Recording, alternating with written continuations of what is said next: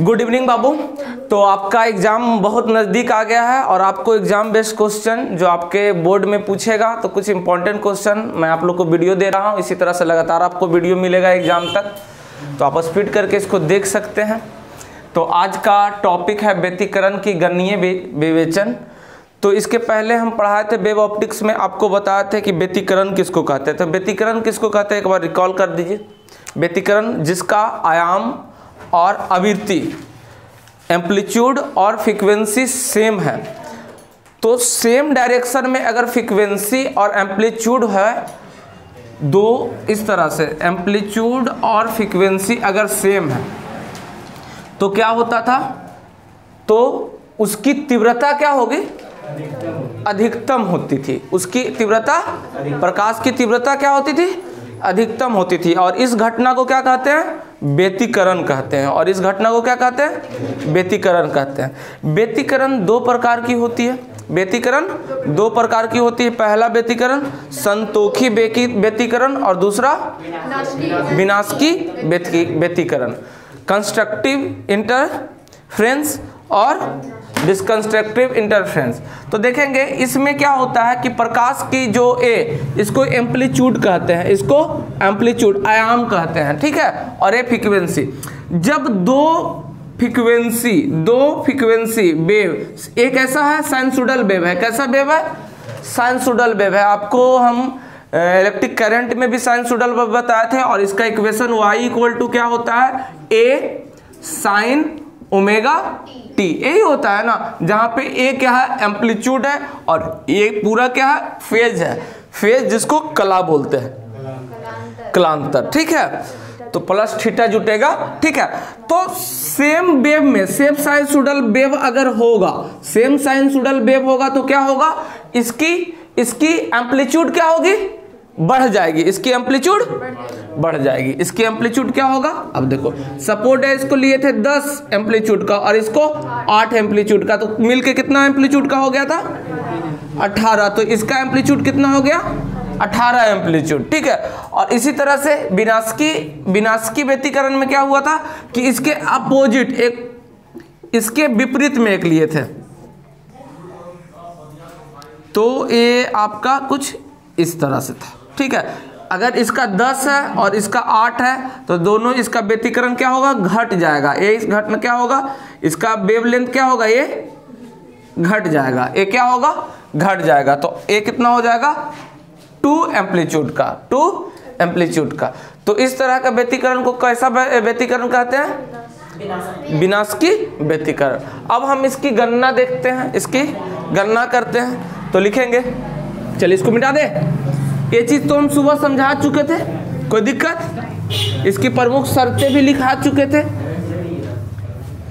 अध्यारोपण का सिद्धांत क्या बताए थे, अध्यारोपण का सिद्धांत क्या बताए थे, एक बार बोल दीजिए। अध्यारोपण का सिद्धांत क्या बताए थे,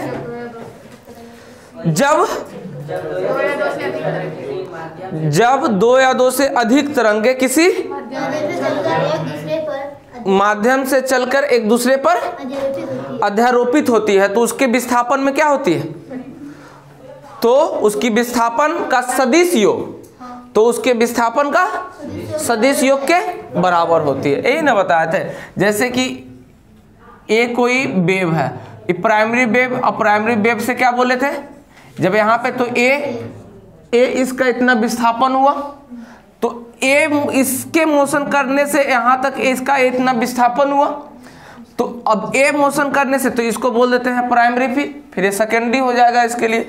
इसी तरह से लाइट में भी है कि इसी सोर्स से एक दूसरे से क्या होगा, विस्थापित होगा, तो इसका सदिश योग, विस्थापन का सदिश योग के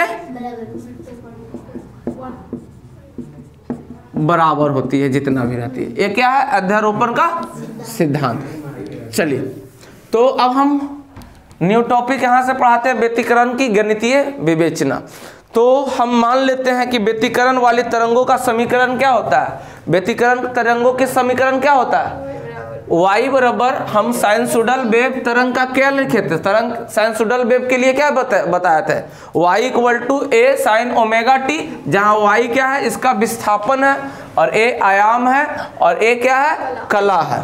कोई दिक्कत, तो हम तरंग के लिए, व्यतिकरण वाली तरंग के लिए इक्वेशन क्या लिख देंगे, ए। अब देखेंगे तो दो तरंग लिए थे संतोकी या फिर विनाशकी में, तो इसको हम पहला तरंग मान लेते हैं। चलो ये तो समीकरण हुआ y इक्वल टू ए। ध्यान से देखिएगा, साइन ओमेगा टी, इसको इक्वेशन नंबर फर्स्ट मान लेते हैं। किसके लिए, व्यतिकरण की तरंगों वाली। तरंग के लिए इक्वेशन हो गया, व्यतिकरण के तरंग के लिए इक्वेशन हो गया। ये पहला मान लेते हैं, दो तरंग लिए थे ना, तो दो तरंग, इसको इक्वेशन नंबर 1 मान लेते हैं। तो ये भी हो जाएगा y1 और ये a1। फिर दूसरा तरंग लेते हैं दूसरी तरंग के लिए, तथा दूसरी तरंग के लिए क्या होगा, y2 इक्वल टू इसी तरह से a2 साइन क्या हो जाएगा, ओमेगा टी प्लस फाइव। इसको समीकरण नंबर 2 मान लिए। अब देखेंगे, अब अध्यारोपण का सिद्धांत क्या होता है कि विस्थापन के सदिश योग के बराबर होता है। जो भी विस्थापन होता है साइनसोइडल वेव में, उसमें उसका विस्थापन के सदिश योग के बराबर। तो अब अध्यारोपण का सिद्धांत लगा देंगे। अध्यारोपण का सिद्धांत क्या कहता है, y इक्वल टू, अब इसमें कितना तरंग है, कितना तरंग है, 2 को विस्थापन हुआ, तो इसके विस्थापन के योग के बराबर होते हैं। यही ना अध्यारोपण के सिद्धांत पढ़े हैं। चलिए अब देखेंगे, तो अब देखेंगे तो अब इसका पहला, क्या कर रहे हैं जी, समझ में आ रहा है, यहाँ क्या बात कर रहे हैं, तो यहाँ देखिए क्या करेंगे। अब ये पहला ए विस्थापन है, दूसरा विस्थापन, दोनों को क्या करिए, ऐड कर दीजिए। तो क्या y1 बराबर a1 साइन ओमेगा टी, हाँ ओमेगा टी प्लस क्या होगा बउआ, दूसरा a2 sign omega T plus 5। अच्छा बाबू देखो, तो ये a प्लस बी का फॉर्मूला बन गया। देखो क्या होता है, बोलेगा साइन a प्लस बी क्या होता है, बोलो जल्दी। साइन a, इधर नीचे लिखते हैं, sine a into cos B plus cos A into, कोई दिक्कत, देखो तो ए वाला कुछ बना है, साइन ए प्लस बी, इसको तोड़ दे। चलो क्या लिखेंगे, a1 sign omega T plus a2 sign omega T into cos 5 plus cos omega T into sign. कोई दिक्कत वाली बात, कोई दिक्कत। अब देखो तो यहाँ से हम क्या, ए को कॉमन ऐसे रख दिए, इसको तोड़ दिया, ठीक है। अब देखो तो किसको किसको किधर करें, गुना कर देंगे, अंदर अंदर गुना कर दे सब में, कोई दिक्कत, कोई दिक्कत नहीं है। चलो तो गुना कर देते हैं, a1 sign omega T plus a2 sign omega T into cos 5 plus a2 cos omega T into sign 5। यहाँ तक कोई दिक्कत, इधर क्या है, साइन ओमेगा टी, इधर ले ले, कर दे इसको, कोई दिक्कत, इसको इधर ले ले, क्या कॉमन हो जाएगा, यहाँ से क्या हो जाएगा common, sign omega T common हो जाएगा। अच्छा कर देते हैं, और कुछ कॉमन है, और कुछ कॉमन है, अच्छा यहाँ से ले लेते हैं, क्या कॉमन ले लेते हैं, साइन ओमेगा टी कॉमन ले लिए, तो क्या बच गया बुआ, a1 प्लस a2 कॉस 5, कोई दिक्कत, plus a2 cos omega T into sign. कोई दिक्कत यहाँ तक, कोई दिक्कत, यहाँ तक कॉमन हो गया। चलिए अब आगे क्या करेंगे, आगे क्या करेंगे, अब मान लेंगे, क्या मान लेंगे, इसको हम R1 मान लेते हैं और इसको हम R2 मान लेते हैं। बड़ा है इसलिए मान लेते हैं इसको, क्या चाहिए, मान लो, क्या मान लो, मान लो, क्या मानना है बाबू, मान लिया कि a1 plus a2 cos phi को क्या मान लिए हम, इसको मान लेते हैं R cos theta, R cos theta इसको मान लेते हैं, मानने में क्या R cos phi, R cos theta या आर कॉस थीटा मान लिए। अब इसको क्या मान लेते हैं साइन, इसको हम मान लेते हैं R sine theta, A2 cos omega T into sine phi को हम क्या मान लिए आर साइन थीटा। कोई दिक्कत वाली बात?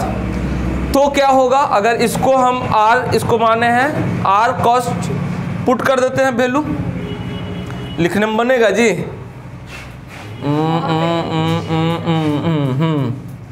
बाबू रे नीचे लिख देते हैं, यहीं पर, यहीं पे भी जगह है, अभी जगह है। तो इसको क्या मान लिए आर कॉस थीटा, थीटा मान लिए, इसको मान लिए आर कॉस थीटा और इसको मान लिए पूरा को क्या आर साइन थीटा। बाबू रे देखो तो क्या हो जाएगा, तो sign omega T, sign omega T into क्या हो जाएगा आर कॉस थीटा प्लस इसको क्या माने हैं, इसको माने हैं आर साइन थीटा। कोई दिक्कत वाली बात? कोई दिक्कत? यहाँ से देखो तो आर कॉमन लो, आर कॉमन हो जाएगा, आर कॉमन ले लेंगे तो क्या होगा, अच्छा आर कॉमन ले लिए, आर कॉमन लेंगे बउआ, आर कॉमन लेंगे तो क्या हो जाएगा, देखो तो आर कॉमन ले ली, क्या हो गया sign omega T, omega T into cos theta plus sine theta, यही हुआ। हाँ अच्छा कुछ नहीं आया, ए प्लस बी का फॉर्मूला नहीं बना, इधर आओ कुछ बचल था रे। हाँ कितना को हम माने हैं R sine theta, A2 sine theta, A2 sine theta, देखो ए प्लस बी के हमको फार्मूला बनाना है, तो इसको मानना ना है, इधर क्या है साइन और इधर क्या कॉस को रहने दे, इधर कॉस ने घट रहा है, तो ये इसको मान लीजिए A2 साइन थीटा को आर साइन थीटा, इसको इससे लिख दीजिए। हाँ A2 साइन थीटा इंटू क्या बचा था कॉस ओमेगा, इसको क्या मान लेना है आर साइन थीटा। तो देखो देखो क्या बन जाता है, इसको क्या मान ले आर साइन थीटा, इसको A2 साइन थीटा को क्या मान ले R sine theta, R sine theta into क्या बच गया कॉस। अच्छा देखो तो कुछ रूल बना, अगर आर हम कॉमन ले लेंगे, यहाँ ध्यान से आर कॉमन ले लेंगे तो क्या बचेगा sine omega T into cos theta plus sine theta into cos omega t. देखो फिर से देखो तो साइन ए प्लस बी का फॉर्मूला बन जाएगा, sine A into cos B into cos A into, ऐसे लिख सकते हैं ना इसको, cos omega T into sine theta. तो देखो तो sine A plus sine A into cos B plus cos A into sine B, sine A plus B का फिर से फॉर्मूला बन गया, फिर से बन गया साइन ए प्लस बी का फॉर्मूला। तो ये क्या चीज बराबर वाई बराबर, तो बाबू रे अब यहाँ लिख देते हैं, ठीक है यहाँ लिख देते हैं। तो y बराबर क्या हो जाएगा विस्तार, ये y बराबर क्या होगा R sine omega T plus theta. यहाँ तक पहले लिखिए, तो यही आपका क्या गणितीय व्यतिकरण का गणितीय विवेचन यहाँ तक हो गया। अब r को हम क्या माने हैं, अब इसको करेंगे ना, अब इसको निकालेंगे ना r का वैल्यू, तो यहाँ तक आप लोग लिखिए, आगे फिर चलिए। अब हम यहाँ पे r इसको माने थे, तो r का वैल्यू अब निकालेंगे, यहाँ पर नहीं है देखो, अब इसको मिटाएं, ऊपर मिटा दे, मिटा दे, मिटा दिए। देखो तो r का वैल्यू अब कैसे निकालेंगे बउआ, क्या करेंगे देखो यहाँ पे किसको माने थे यार, किसको माने थे, पूरा को माने थे, पूरा को माने थे इसको। तो इसको मतलब समीकरण, इसको पहला कितना उधर ऊपर में समीकरण 1 2, इसको समीकरण 3 और 4 को क्या करेंगे, दोनों तरफ वर्ग करके क्या करेंगे, जोड़ देंगे, दोनों तरफ वर्ग करके जोड़ देंगे, यानी इसको वर्ग करके इसके साथ और इसको वर्ग करके, चलिए करते हैं, क्या करेंगे, वर्ग करके जोड़ देना है, क्या करना है, समीकरण 3 और 4 को वर्ग करके जोड़ देना है। तो क्या लिखेंगे, a1 plus a2 cos theta, हाँ फाई है, इसका square plus a2 a square फिर हो जाएगा साइन बराबर क्या करना है, R square cos square theta plus क्या होगा, आर स्क्वायर साइन स्क्वायर। कोई दिक्कत, हाँ चलो अब देखो a प्लस बी के होल स्क्वायर कर दे तो a1 के square plus a2 square cos square five a square B square plus 2a1 a2 cos five. कोई दिक्कत वाली बात। अब इधर से देखो तो आर स्क्वायर को कॉमन ले ले, और बचल है अच्छा a2 के स्क्वायर साइन स्क्वायर थीटा। बच्चा में हम पढ़ते थे तो बोलते थे थीटा का मान 2 पीठा, एगो रावा वाला एगो मीठा वाला।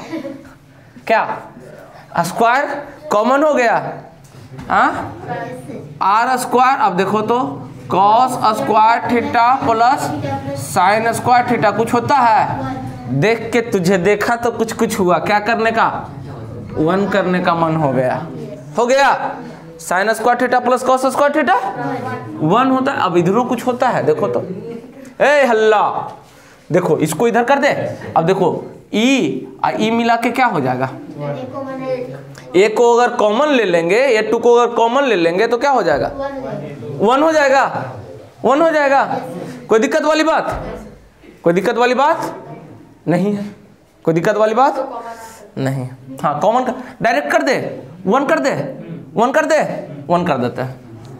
a स्क्वायर प्लस इतना square plus 2a cos theta plus R square. हाँ अब कुछ भी कॉमन आएगा सर। हाँ a1 भी कॉमन आएगा, उसमें स्क्वायर है तो 2 है ना, किसमें कॉमन कर नहीं सकता है। हाँ क्या को कॉमन कर दे, a1 2 है ना, स्क्वायर मतलब ए वाला छोड़ो ना, कॉमन का हल करेंगे, रहने दो ना। अच्छा यहाँ से आर बराबर क्या हो जाएगा, तो ऐसे लिख सकते हैं आर स्क्वायर बराबर a1 square plus a2 square plus 2a1 a2 cos five हो जाएगा। बउआ रे तो आर बराबर क्या निकल के आ जाएगा, अंडर रूट के a1 के स्क्वायर प्लस a2 का square plus 2a1 a2 cos five. चलो आर का मान निकाल दिए, बहुते काम करेगा, जिसको माने थे उसको निकाल दिए। तो ये हो गया व्यतिकरण के गणितीय विवेचना हम कर दिए। तो ए बोर्ड का आउट क्वेश्चन, मतलब कि आउट क्वेश्चन, इसमें कुछ नहीं किए हैं, 2 बार साइन a प्लस बी किए हैं और बाकी कुछ नहीं किए हैं। तो सब लोग लाइक शेयर सब्सक्राइब इसी तरह से आपको रेगुलर वीडियो इम्पोर्टेंट वाला देते रहेंगे। और सब है, अब ये दबा दीजिए।